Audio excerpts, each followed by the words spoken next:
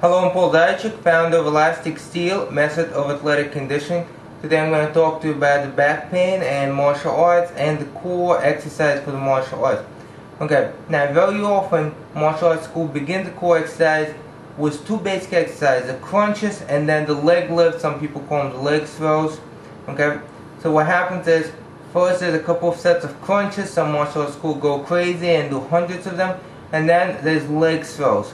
Well, that is not a correct way to do it, and a number of people who wrote to me actually said that they have back pain. When we went into what they did, or rather what their martial arts instructors do with the class, we found that they get the abdominals fatigue, and once they get the abdominals fatigue, with the crunches they begin to do the leg lifts.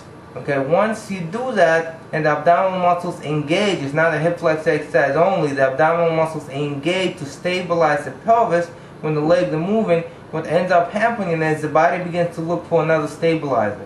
Okay, the body needs to stabilize the spine and somehow to move the pelvis. Okay, so abdominals are too weak to stabilize. What is the next best option? The next best option is to jam the spinal vertebrae into each other.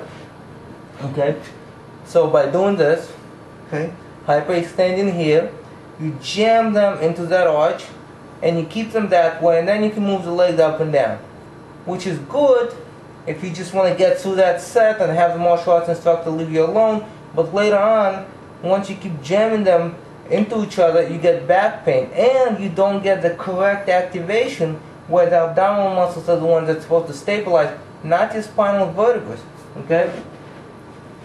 Now keep in mind, you did all that as your warm-up, and most martial arts schools do that as a warm-up, not at the end of the class where it should be. And then once you did it as your warm-up, now you're going to kicking techniques and stuff. And once you do that, you pretty much have fatigue hip flexors, fatigue sometimes squats, abdominals, which is a bad thing.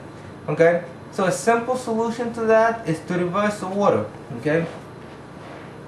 You can do a couple of crunches as a warm-up, a couple of reverse crunches as a warm-up, but then after that, okay, go into the leg lifts. Okay? Do the leg lifts first. Make sure your back is flat against the floor. Okay? Abdominals are contracted. You do not want this. You don't want the stabilization right here. You want the stabilization right here from your abdominals. Okay?